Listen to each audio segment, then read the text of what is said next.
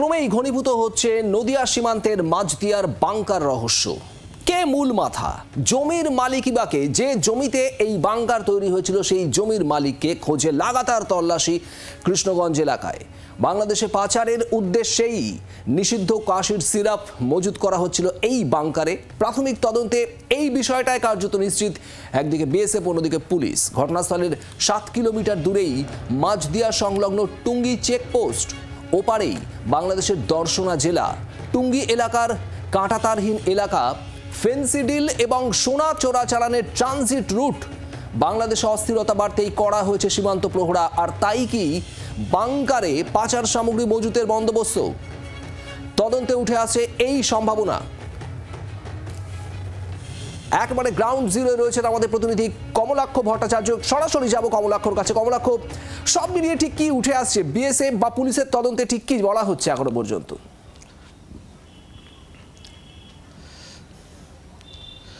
দেখো, ইতিমধ্যে NCB narcotic control bureau তারা এই ঘটনার তারা কিন্তু একদিকে মামলা এবং অন্যদিকে এই তদন্তের হস্তক্ষেপ তারা করেছেন। তাদের কাছে আমরা এই মুহূর্তে রয়েছি সেই ঘটনাস্থল, অর্থাৎ সেই আমবাগান, 2 বিঘা জমির সেই আমবাগান, যেখানে পরপর 4টি বাংকার, যে বাংকারে গত শুক্রবার 25 ঘন্টা তল্লাশি চালিয়ে বিএসএফ তারা উদ্ধার করে 62,000 বোতল নিষিদ্ধ কাশির সিরাপ, যা নিয়ে কিন্তু রীতিমতো শোরগোল পড়েছে। তবে ফেন্সিডিল বা কাশির সিরাপ পাচার, চোরাচালান এই এলাকায় নতুন নয়, কিন্তু প্রশ্ন উঠেছে এইভাবে বাংকার বানিয়ে চিরস্থায়ী বন্দোবস্তর কিভাবে হলো, তাতেই কিন্তু চোখ কপালে উঠেছে সবার। এবং তা নিয়ে বিএসএফ থেকে শুরু করে স্থানীয় পুলিশ, স্থানীয় জনপ্রতিনিধি থেকে শুরু করে প্রত্যেকেই। এই মুহূর্তে সেই বাংকারের ছবি তোমাকে দেখাচ্ছি শুভদীপ, যে বাংকার কিছুক্ষণ আগেই বিএসএফের তরফ থেকে এসে বাংকারটি বন্ধ করা হয়েছে। বাংকারটি সকাল থেকে খোলা অবস্থায় ছিল, সেই ছবি সকালেও আমরা তুলে ধরেছি।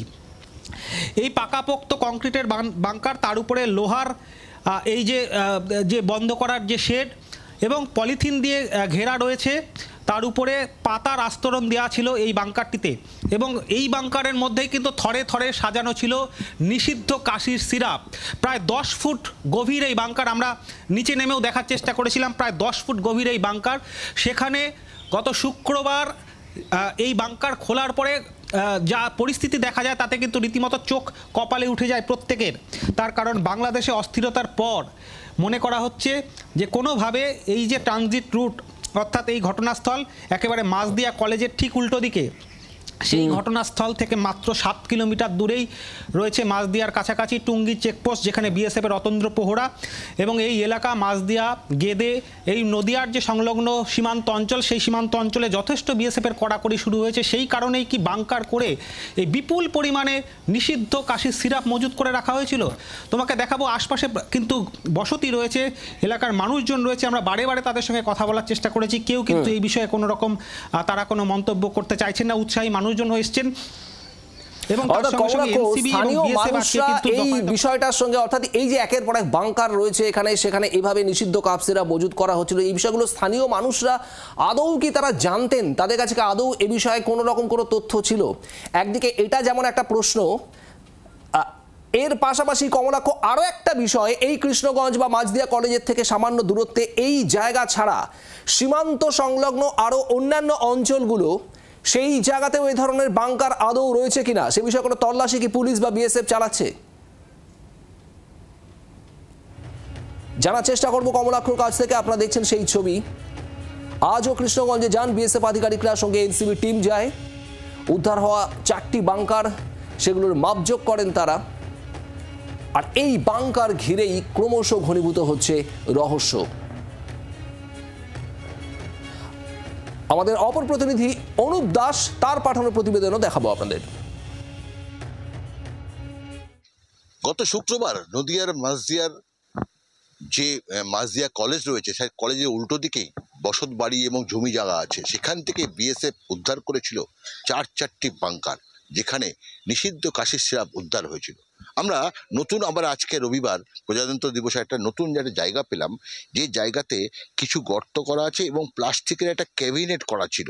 আমাদের সন্দেহ হচ্ছে হয়তো প্রথম দিকে যখন এই চোরাচালানকারী যারা রয়েছেন তারা অল্প কিছু মাল হয়তো এসব জায়গাতেই রাখতো, এবং এখান থেকে হয়তো পাচার করতো। যখন আস্তে আস্তে ধীরে ধীরে এই চোরাচালানকারীরা ব্যবসা বড় করেছে, তখন তারা কিন্তু এরকম একটা স্থায়ী ঘর করেছে এবং সেখানে কিন্তু স্থায়ী কংক্রিট একদম সে বাংকার করেছে এবং এই ঘরের মধ্যেই রয়েছে বাংকার এবং সেই বাংকারে সবাই কিন্তু যারা চোরাচালান করে যুক্ত তারা কিন্তু রাখতো।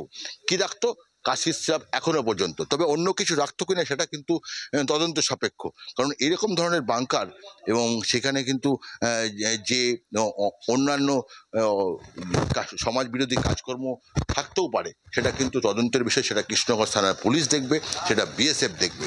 অবশ্যই কিন্তু এই ধরনের যে টিনের বাড়ি, টিনের ঘর, তার মধ্যে যে এখানে বসবাস করতো মানুষজন এবং সেখানেই রান্না বান্না, খাওয়া দাওয়া এবং তাসের আসর বসতো এবং সেখানে এই ধরনের ব্যবসা চলতো, এটা কিন্তু এলাকার মানুষরা কেউ কোনো মুখ খুলছে না, তারা বলছে জানেনই না। তবে এটা হতবাক, একদম চাষাবাদ এলাকার মানুষজন রয়েছে, সেখানে এই ধরনের একটা যে কার্যকলাপ চলতো তারা জানতো না, এটা কিন্তু হতে পারে না। ক্যামেরায় রাজেশের সাথে অনুপ কুমার দাস, জি24 ঘন্টা, মাঝদিয়া। ঠিক এই জায়গাতে আমি কমলাক্ষর কাছে আরো একবার যাব। কমলাক্ষ ভট্টাচার্য আমাদের প্রতিনিধি রয়েছেন। কমলাক্ষ, স্থানীয় মানুষ বিন্দু বিসর্গ তারা কেউ কিছু জানে না, এই বিষয়টা কিভাবে নিচ্ছে পুলিশ বা বিএসএফ? এবং এর পাশাপাশি এই এলাকা ছাড়া পার্শ্ববর্তী সীমান্তবর্তী আরো যে বিস্তীর্ণ অঞ্চল, যেমনটা তুমি বলছিলে গেদে বা মাঝদিয়ার বিস্তীর্ণ এলাকায় এরকম বাংকার আরো কোথাও রয়েছে কিনা, সে বিষয়ে তল্লাশি কি করছে পুলিশ?